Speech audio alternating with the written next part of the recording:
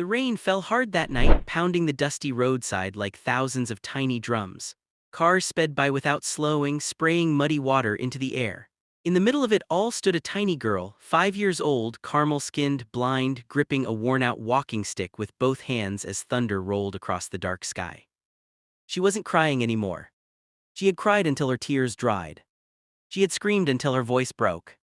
Now she only whispered one word into the storm. "Mommy." But her mother wasn't there. Her father wasn't coming back.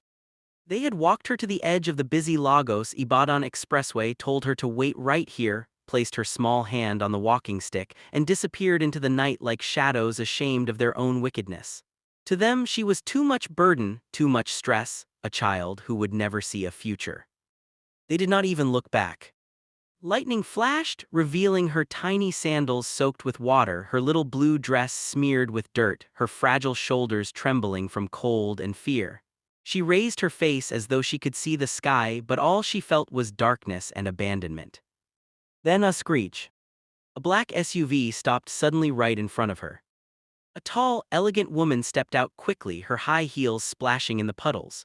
She wore a fitted Ankara jacket, gold jewelry that shone even in the storm, and confidence that could silence a room. Her name was Mallory Lawson, one of the youngest billionaire businesswomen in West Africa and the US, known for her fierce intelligence and soft heart.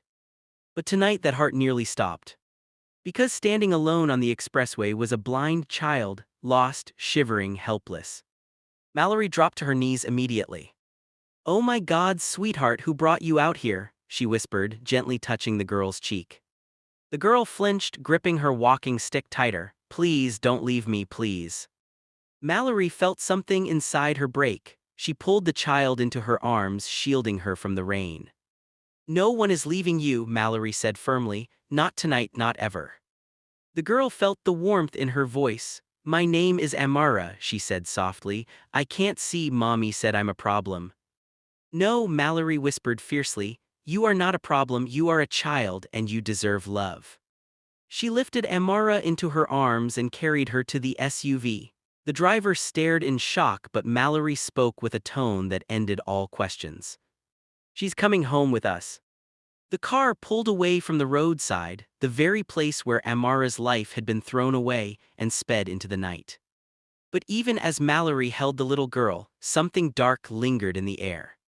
Because unknown to them both, two figures watched from behind a half-fallen billboard.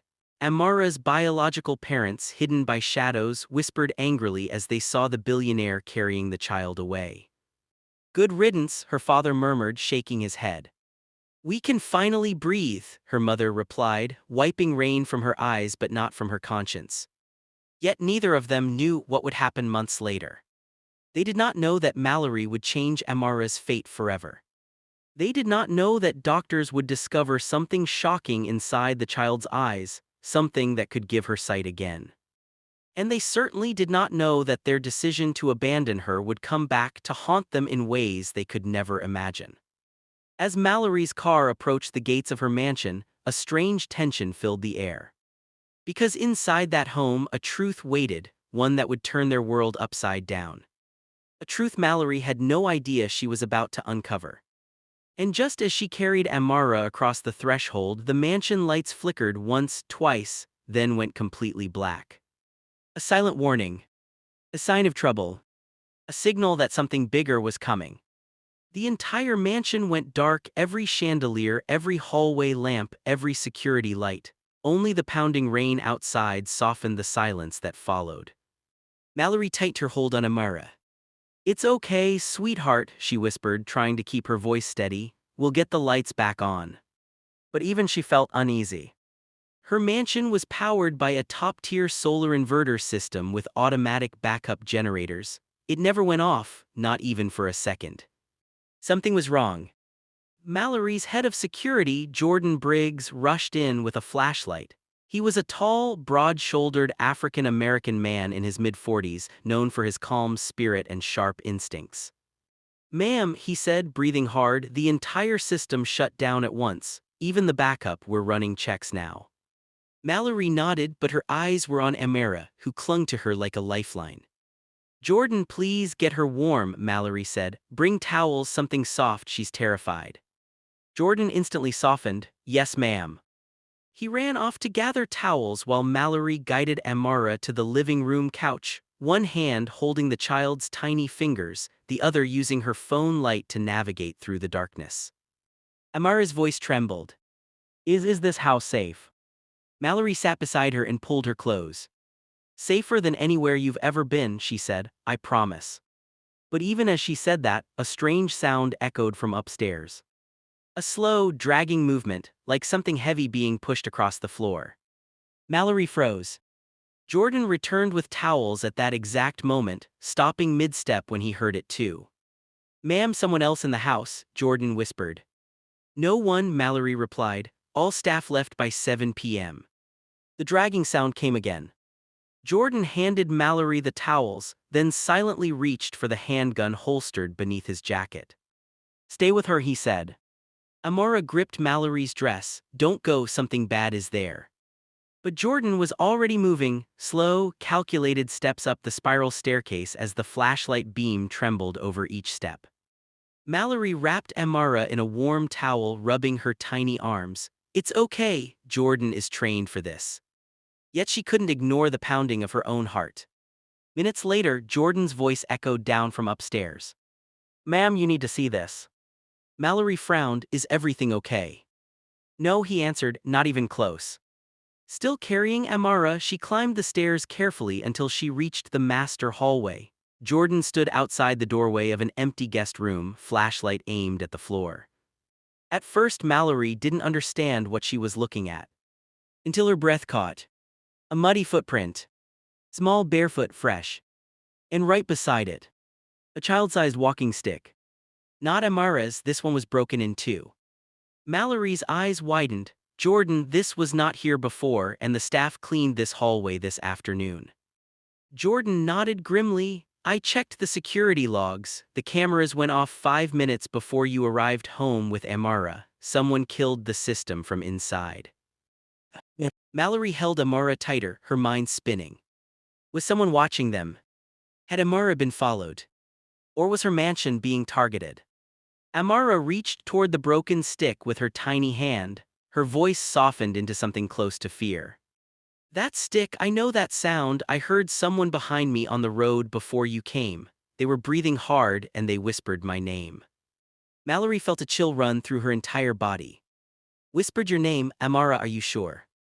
Amara nodded firmly. Yes, they said, don't worry, you won't be alone for long. Jordan and Mallory exchanged a terrified glance.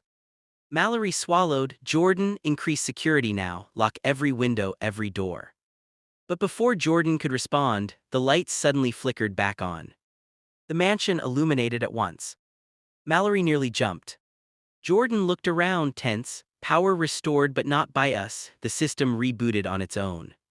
Mallory didn't like the feeling of that. Someone, somewhere, seemed to be one step ahead of them. She carried Amara downstairs immediately, placing her gently on the couch. I'm going to get you something warm to drink, Mallory said. But before she turned, Amara touched her hand. Why did you take me home? She asked softly. You don't even know me. Mallory knelt down to her level. Because you deserve love, she said, and because no child should be left alone on a roadside, ever. Amara tilted her head. Will you keep me, even if I can't see? Mallory felt her throat tighten. I'm not going anywhere, she whispered. A small smile appeared on Amara's face, one of trust, one of hope. But outside the mansion gates, where security lights had just flickered back to life, a shadow moved. A figure watched from behind the hedges, silent still. And in their hand, a second broken walking stick. A perfect match to the one found upstairs. As they turned away, the rain finally stopped, but the danger was only beginning. Morning came quietly, almost too quietly for a house that had been filled with fear the night before. The sun rose over the Lawson estate, spreading warm golden rays across the living room where little Amara slept curled on the couch, wrapped in a soft purple blanket. Mallory sat nearby, watching her with a mixture of protectiveness and worry. She had barely slept. Jordan and the security team had spent the entire night scanning camera logs, checking entry points, and reviewing every inch of the property. But nothing made sense. There were no signs of forced entry. No fingerprints. No digital tampering on the inverter. And no trace of the mysterious intruder. It felt as if someone had walked into the mansion, left a broken walking stick and footprints, then disappeared into thin air. Mallory rubbed her forehead, trying to make sense of it. This wasn't just a child in danger, this was something deeper. A few minutes later, Amara stirred. She sat up slowly, her little hands reaching out in the air to sense her surroundings. Mallory, she called softly. I'm right here, Mallory said, moving closer and touching her small hand. Did you sleep well? Yes, Amara whispered, because someone finally held me last night. Nobody has held me for many days. The admission hit Mallory like a punch to the chest. You're safe here, she said firmly, and you're not alone anymore. As Mallory helped her wash up and eat breakfast, she noticed something remarkable. Despite her blindness, Amara moved with surprising awareness. She listened carefully, stepped lightly, and seemed to feel her environment in ways most people didn't. Jordan joined them shortly after.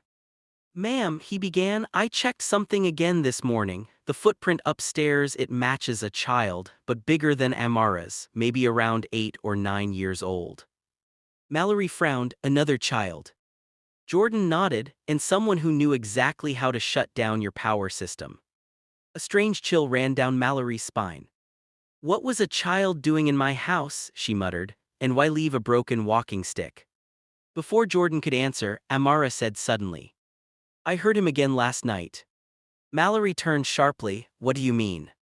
Amara lowered her voice. When I was trying to sleep, I heard a sound outside the window, like tapping, slow tapping on the glass, and someone whispering, soon. Mallory's heart nearly stopped. Jordan moved instantly toward the windows, scanning outside. No one now, he said, but we'll increase patrols. Though his voice was steady, Mallory could tell Jordan was worried. Later that afternoon, Mallory took Amara to her private doctor, Dr. Keisha Bryant, a gentle African-American ophthalmologist known across Lagos for treating difficult cases. She was in her early 40s with warm brown skin, braided hair, and a calm smile that comforted even the most nervous patients. But when she examined Amara's eyes, that smile slowly faded. Mallory, she said quietly, has this child ever received real medical care? Mallory shook her head. Her parents abandoned her. I don't know what she's been through. Dr. Bryant sighed deeply. Amara's blindness is not fully permanent. There is a condition in her eyes, a membrane that formed from untreated infections. With surgery, there is a strong chance she could regain some or even full vision. Mallory felt tears threaten her eyes. You're saying she could possibly see again? Yes, Dr. Bryant replied, if we act soon. Amara turned her head toward Mallory's voice, see like other children. Mallory gently squeezed her hand, yes, sweetheart, if everything goes well you might. But before they could celebrate, Dr. Bryant's expression grew serious. Mallory, look at this. She held up a file containing Amara's earlier test results. Mallory leaned in. And immediately froze. Scratches. Fresh scratches on the whites of her eyes. The type caused by someone forcing her to keep her eyes open or dragging something across them. Mallory's voice sharpened, who would do this to a blind child? Dr. Bryant hesitated, I don't know, but these marks are less than a week old. A cold realization washed over Mallory. The intruder. The footsteps in her house. The broken walking stick. Could they be connected to Amara's injury? She forced her breath to steady, schedule the surgery as soon as possible. Dr. Bryant nodded, 3 days from now. Amara smiled faintly, unaware of the dark cloud forming around her. Mallory, will you be with me when the surgery is happening? Mallory cupped her cheeks, I will be right beside you the entire time. As they left the hospital, Jordan walked ahead, scanning every corner of the parking lot. Mallory held Amara tightly as they approached the car. For the first time that day, the sun slipped behind a cloud, casting a shadow over the pavement. And that was when Mallory noticed something. A shape. A figure. Standing near the edge of the parking lot. A child. Barefoot. Staring directly at them. Mallory gasped softly, Jordan, who is that? Jordan turned quickly, hand already on his holster. The boy looked around 8 or 9 years old, skinny, wearing oversized, torn shorts and a dirty shirt. His skin was a deep chocolate tone, his hair unkempt. But what chilled Mallory wasn't his appearance. It was the large scar running across his right eye. The boy raised a broken object into the air, half of a walking stick. Mallory's blood ran cold. It was the missing piece of the one found in her house.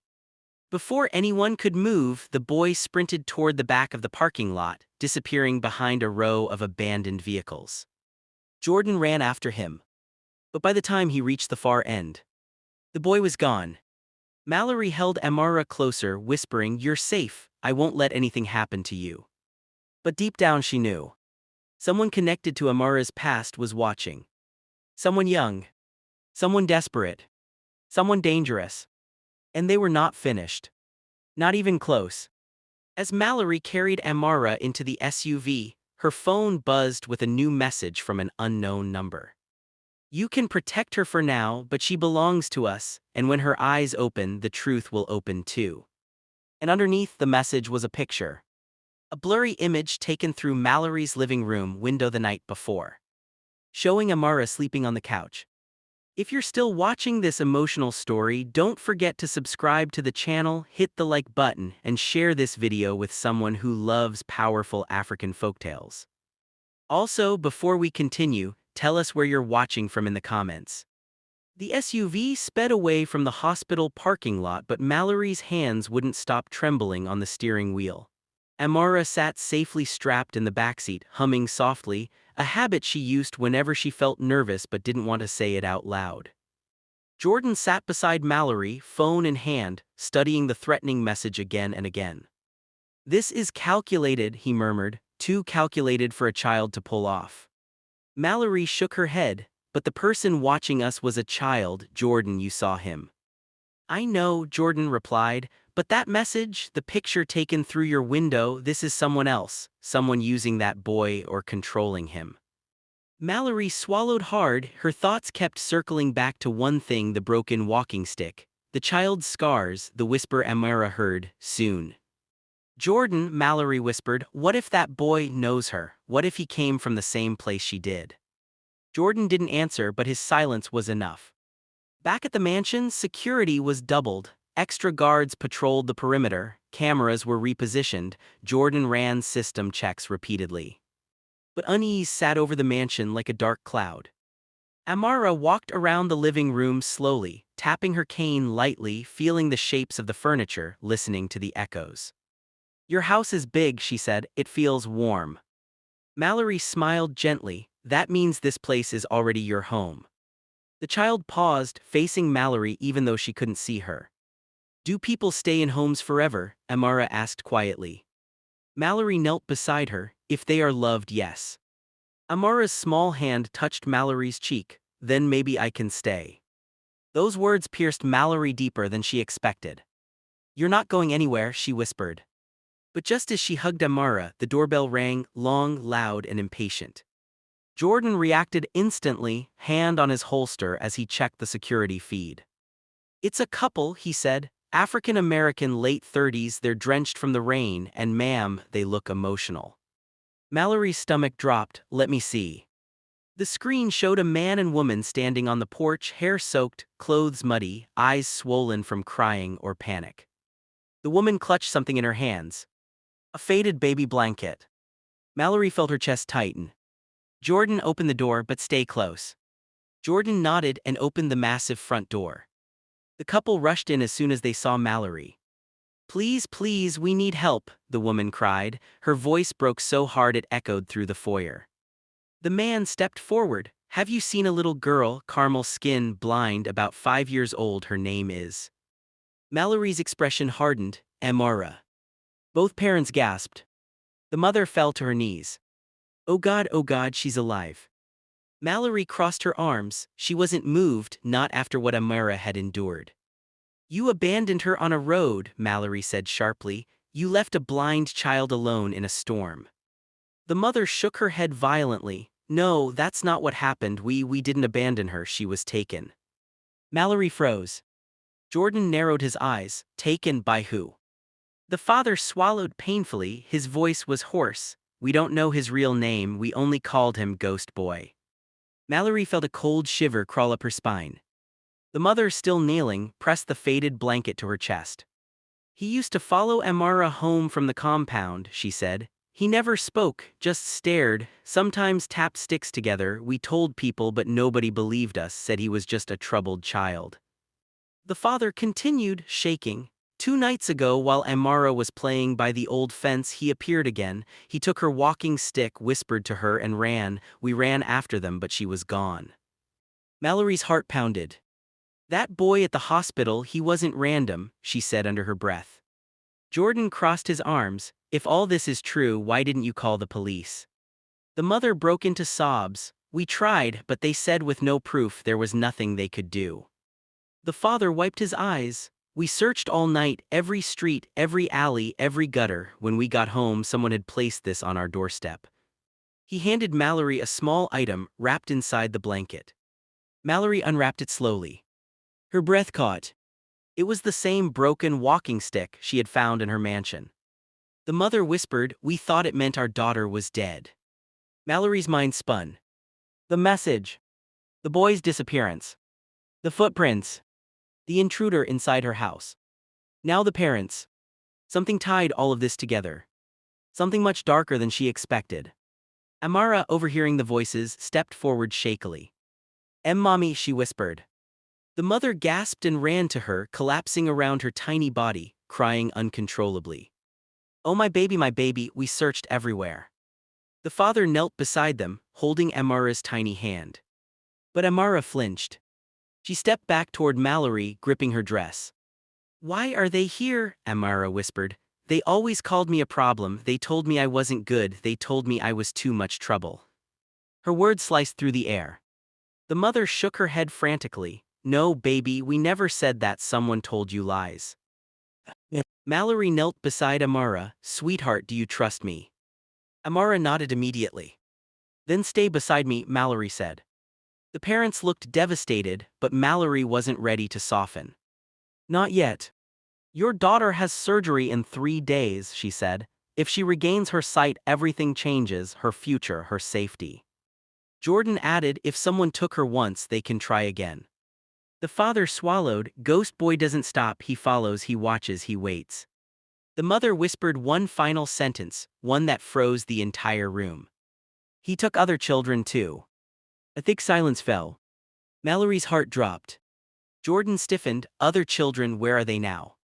The mother trembled. We don't know, none of them ever came back. Mallory looked down at Amara, this fragile blind child who trusted her completely. Something wasn't adding up. Someone had targeted this child for a reason. And before she could ask another question, a loud thud hit the window. Jordan drew his weapon instantly. Mallory grabbed Amara. They turned toward the sound. And there on the glass, a muddy handprint. Small. Child-sized. Fresh. Before Jordan reached the window, a shadow sprinted past the security lights, quick, silent, barefoot. Ghost Boy had found the mansion again. And this time, he didn't run away. Jordan rushed to the window so fast his shoulder nearly slammed into the frame. He scanned the yard, gun raised, breathing controlled. The muddy handprint still dripped down the glass, fresh enough that the droplets hadn't dried. Mallory held Amara tightly as the child trembled in her arms. The parents moved backward, fear spreading across their faces again. Jordan, do you see him? Mallory called out. Jordan didn't answer for several seconds, then finally. He was here, he was right here. His voice was low, tense, and he's watching us. Mallory turned to the parents. If you know anything about this boy, anything at all, you need to tell me now.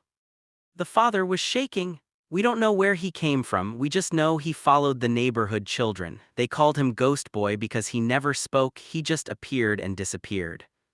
He always stared at Amara, the mother added, voice cracking.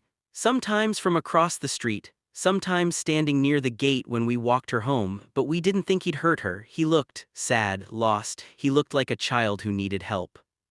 Mallory's eyes hardened, and instead of helping him, you left your own daughter unprotected. The mother burst into tears again, sinking to the floor. I didn't know he could take her, I didn't know he'd follow us into the night. Amara squeezed Mallory's arm. Mallory, please don't fight, I don't like when people fight because of me. Mallory's heart softened but her focus sharpened. A silent child. A scar across his eye. A broken walking stick. A message promising he would return. Nothing about this felt like random danger. Jordan, Mallory said, lock down the entire house. Every door, every window, every camera, no one goes outside. Jordan nodded firmly, on it. The parents sat on the couch, shaken and confused. Amara pulled Mallory closer and whispered. He was whispering again outside, before the thud. Mallory froze. What did he say? Amara swallowed. He said 3 days when her eyes open. Mallory felt her stomach twist. The surgery. Ghost Boy was waiting for it. Why? She needed answers and she needed them fast. Hours passed, but the tension never left the mansion. Guards patrolled the grounds non-stop. Floodlights shined like daylight across the property. Jordan reviewed footage over and over looking for any pattern or clue. Mallory sat with Amara in the upstairs lounge, reading books aloud to her and rubbing her little hands to calm her heartbeat. But the parents, they sat together in silence, each lost in guilt. Finally the father stood. Miss Lawson, we want to explain ourselves. Mallory looked up unimpressed. You should. He took a deep breath. Amara wasn't born blind. She could see when she was a baby. She used to laugh at colors. She used to reach for the sunlight. Mallory felt a shock ripple through her chest. What happened to her? The mother's voice was barely audible. An accident. But the father quickly corrected her. No, he said gently but firmly, not an accident, a fire. Mallory's breath caught. A fire. The mother covered her face. It was our house, a small one-room apartment. A power surge caused sparks. Amara was the closest to the flames. She wasn't burned, but the smoke damaged her eyes. Mallory felt her heart stretch painfully. That's why we called her a burden, the mother whispered. Not because we hated her, but because we were drowning. Bills, hospital fees, no job, no food, no help. We said things we regret every day. Amara stood still, sensing the heaviness in their voices. The father wiped his eyes. We loved her, we just didn't know how to care for a blind child with nothing. Mallory exhaled deeply. She understood poverty, she understood desperation, but love should not crumble so easily. Still, she filed their story away. Did Ghost Boy appear before or after the fire? Mallory asked. After, the father replied instantly. Months after, that's when the other children started going missing too. The words hit Mallory like a blow. Other children, she repeated. Yes, the mother said shakily. 3 of them, all from the area, all abandoned or neglected, all special in some way, and all taken by that boy. No trace, no bodies, no witnesses. Mallory felt a cold wave travel down her spine. A pattern. A motive. A target. Children who felt invisible, she murmured. Children who weren't being protected. Children he believed belonged with him. Something terrible was forming in her mind. She turned to Jordan, who had just re-entered the room. Jordan, what if Ghost Boy wasn't trying to hurt Amara? What if he was trying to take her somewhere, to someone?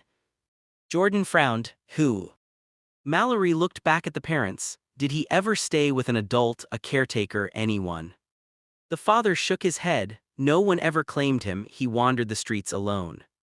The mother added softly, some people said he lived in an abandoned warehouse, others said under a bridge, but no one ever checked. Mallory stood up. We're checking now.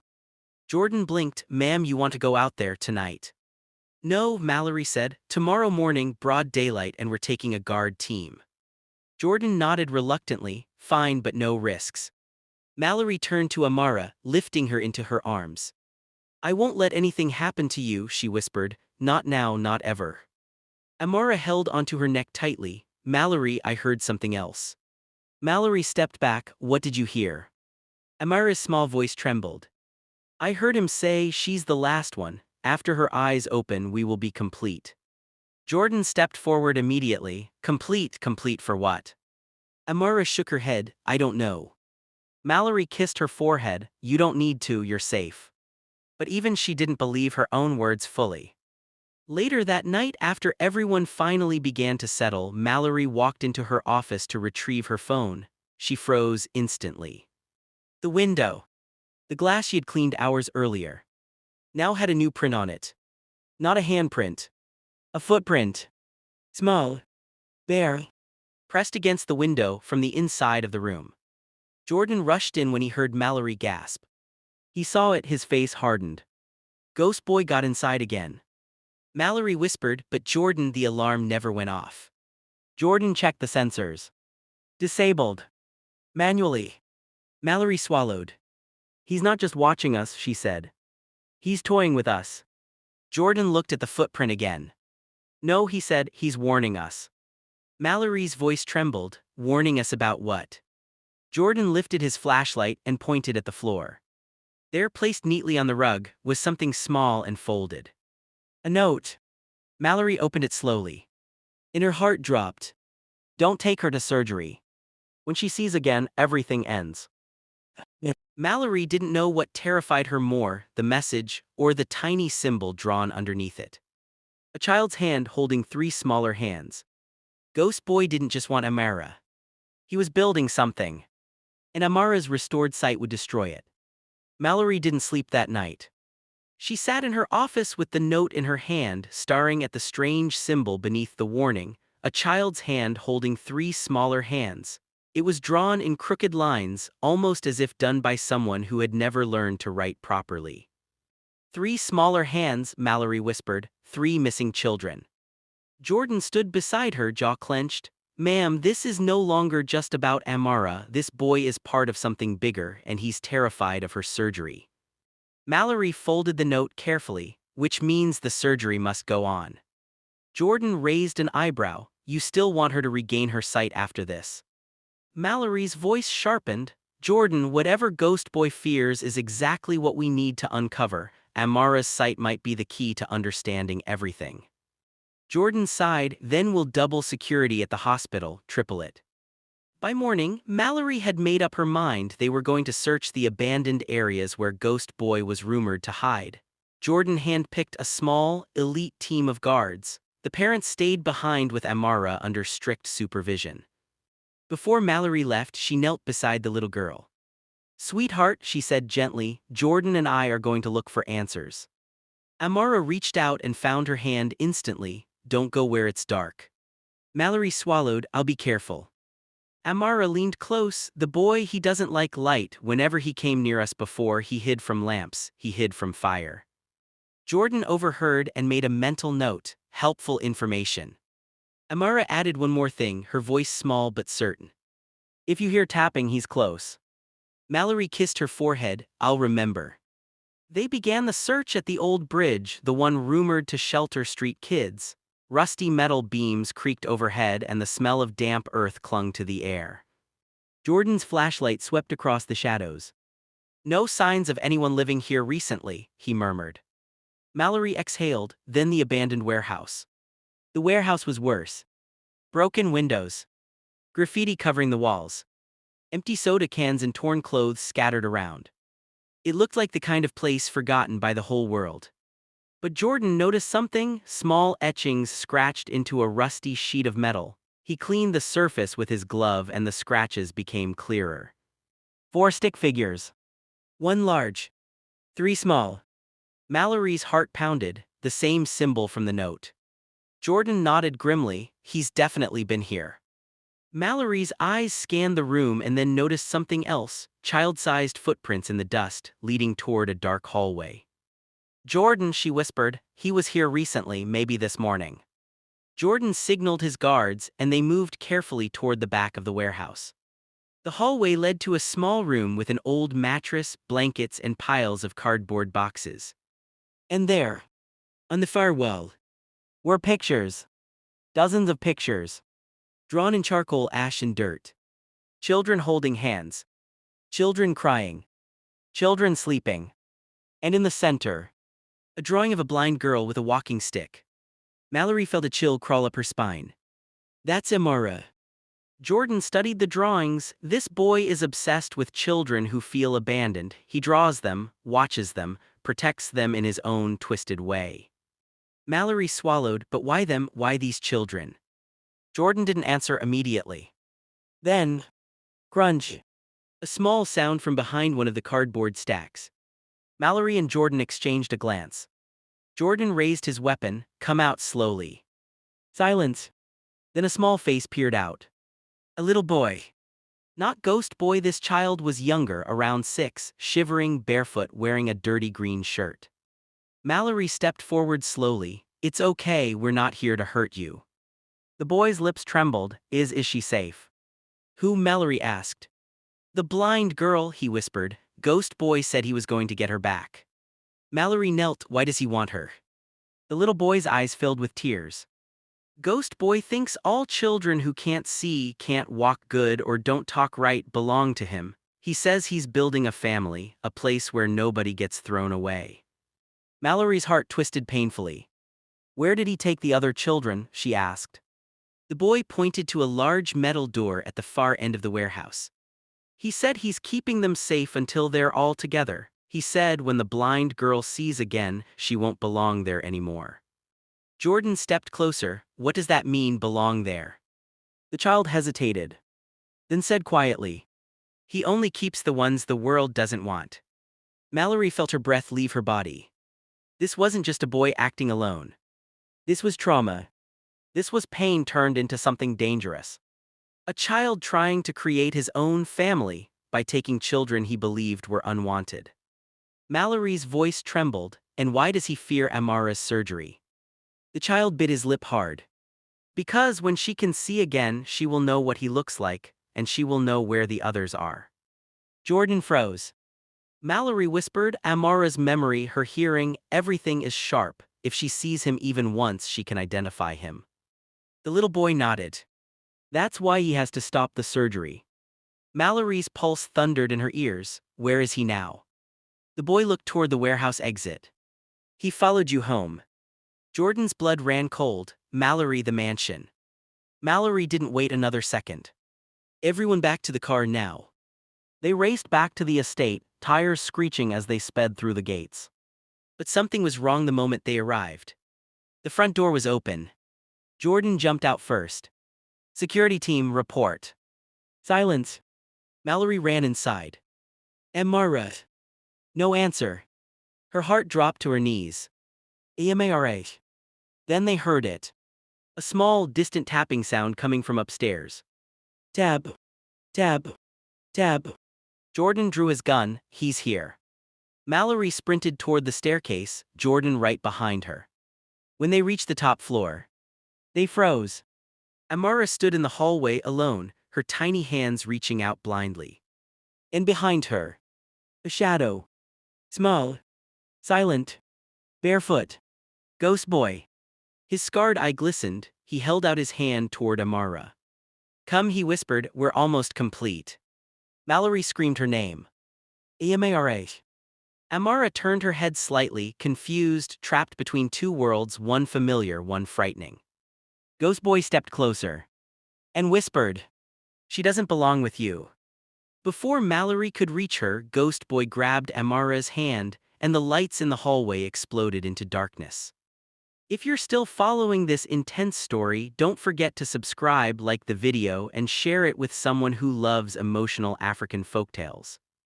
The hallway lights burst out with a sharp crackle, plunging everything into pitch-black darkness.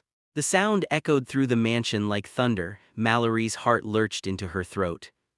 Amara, she shouted, stumbling forward blindly. Jordan grabbed her arm urgently. Slow down, don't let him pull you into a trap. But Mallory yanked free. She's a child, Jordan, a blind child, he can't take her again. The darkness swallowed her voice.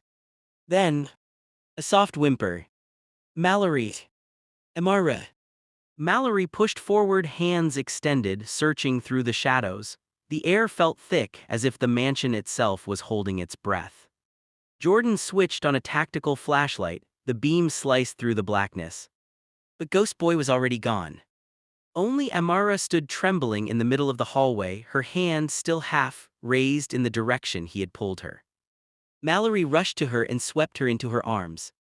Baby, are you hurt? Did he touch you? Did he say anything? Amara buried her face in Mallory's shoulder. I was scared, he was whispering again. Mallory stroked her hair, forcing herself to breathe steadily. You're safe now, I've got you. Jordan scanned the hallway, no exits, no open windows, he couldn't have gotten far. Mallory didn't like the way he said that. He didn't take her, she whispered, thinking aloud, why didn't he take her? Jordan's jaw tightened, because he wanted to show us something. Mallory nodded slowly, a warning. Amara pulled away slightly. Mallory, when he held my hand, he said something else. Mallory stiffened. What did he say? Amara swallowed hard. He said, when the stitches break, everything breaks. Mallory exchanged a horrified look with Jordan. Stitches, she repeated, her surgery. Jordan nodded grimly. He's planning something for the hospital day. He wants to stop the surgery no matter what. Mallory tightened her arms around Amara. He's not stopping anything. They returned downstairs where the parents were packing frantically. The moment they saw Amara, the mother collapsed in relief. Thank God, we heard the lights explode, we thought she was gone. Mallory didn't waste time. He was in the hallway with her. He tried to take her again. The father whispered, Ghost boy doesn't stop. He doesn't understand the word no, you can't reason with him. Jordan cut in firmly. Tomorrow morning, we're moving Amara to a secure location and driving her to the hospital under escort. Extra guards, surveillance vans, no mistakes. But Mallory was already thinking ahead. Something about Ghost Boy's behavior didn't fit. He wasn't acting like a typical kidnapper. He didn't hurt Amara. He didn't drag her. He didn't threaten Mallory. He simply held her hand and whispered about completion.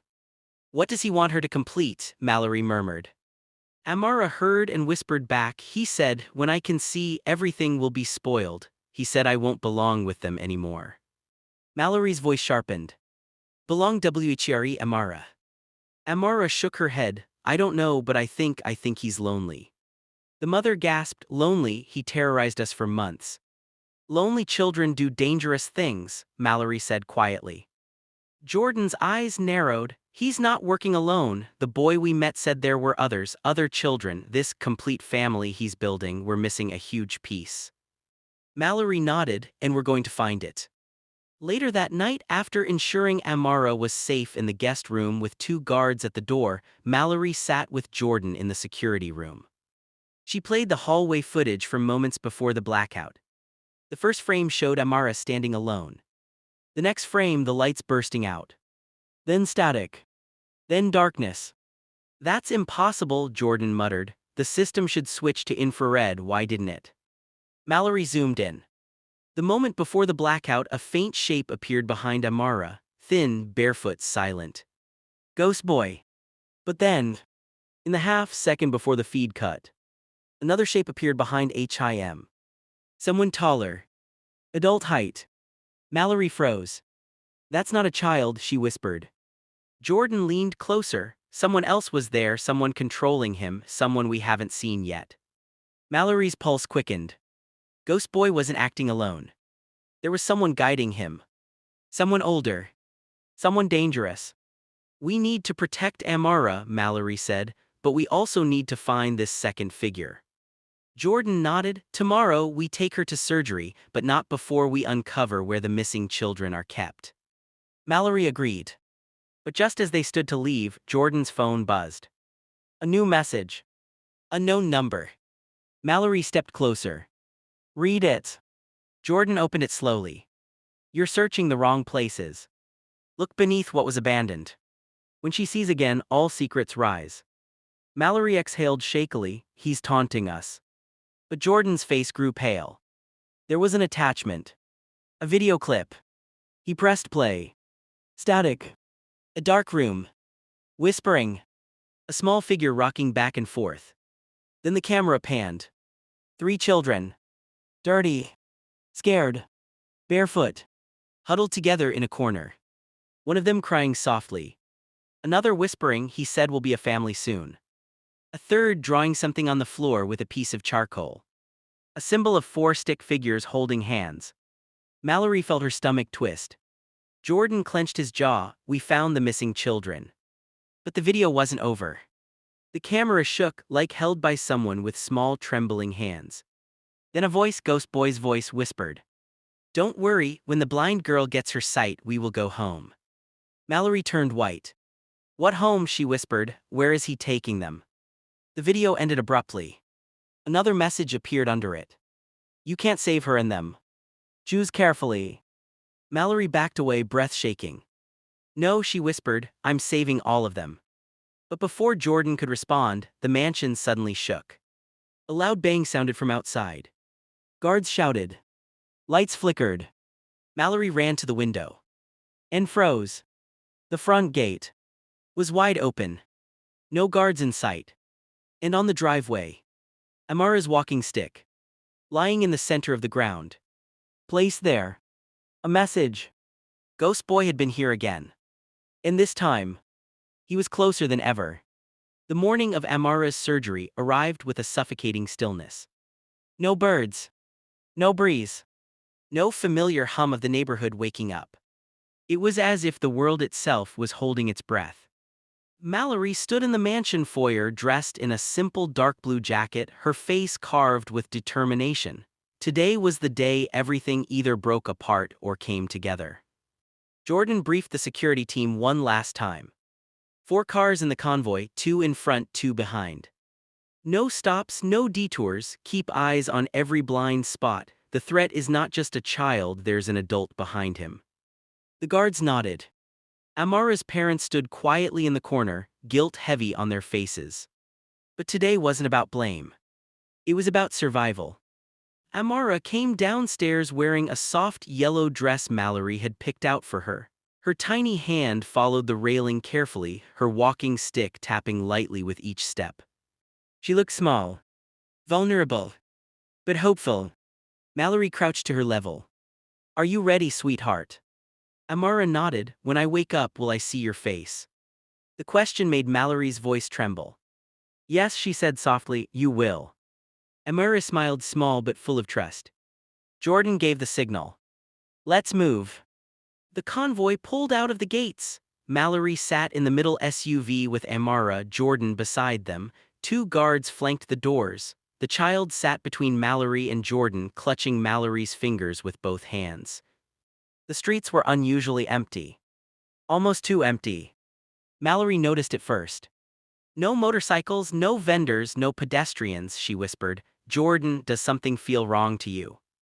Jordan kept scanning the surroundings. "Yes, everyone stay alert."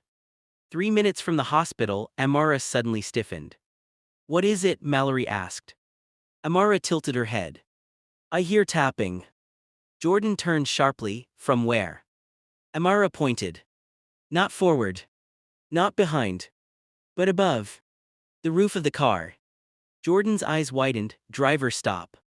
The SUV screeched to a halt. Before anyone could react, a small bare foot slid down the windshield. Ghost Boy. Covered in dust. Eyes hollow. Face streaked with tears and ash.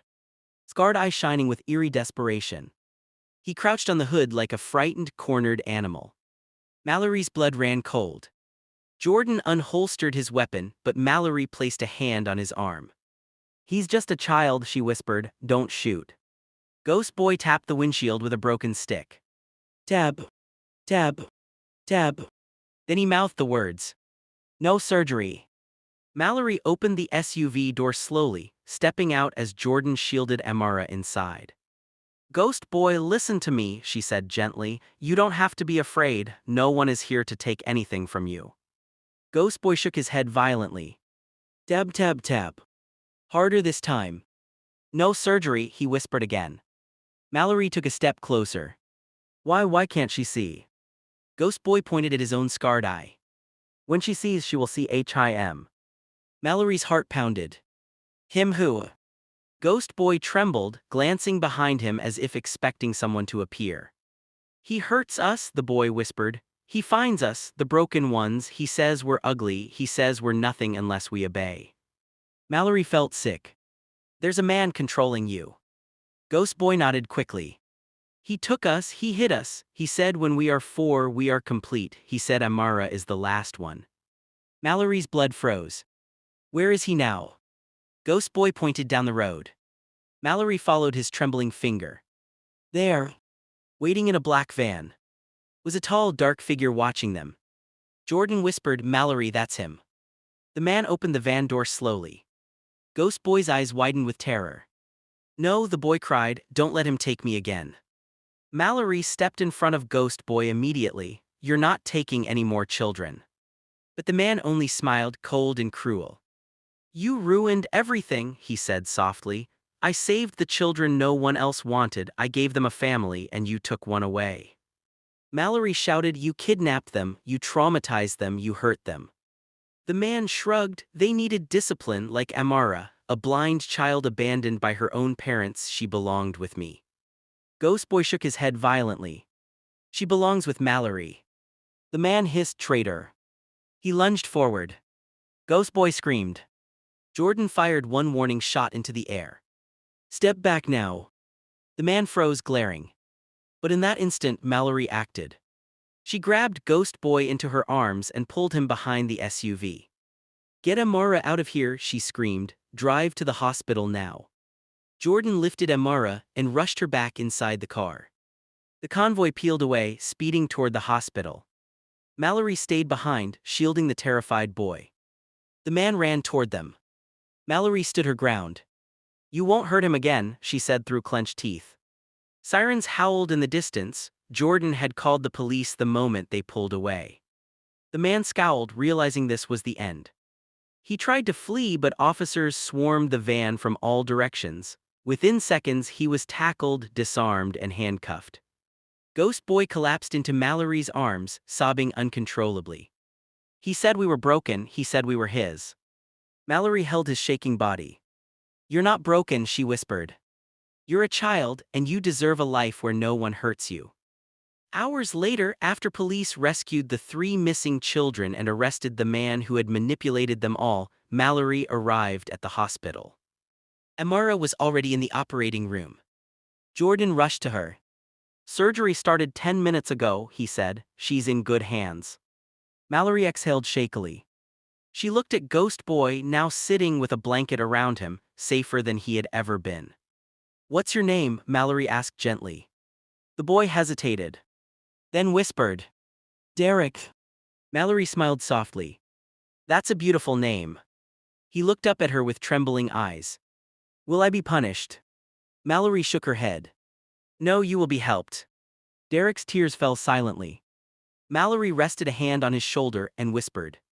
You are safe now. 2 hours later, the surgeon walked out. Mallory stood up instantly. Doctor, how is she? Dr. Bryant smiled softly. It was successful. Mallory nearly collapsed in relief. She's waking up now, the doctor added. She's asking for you. Mallory entered the recovery room. Amara lay on the hospital bed, small bandages over her eyes, breathing gently.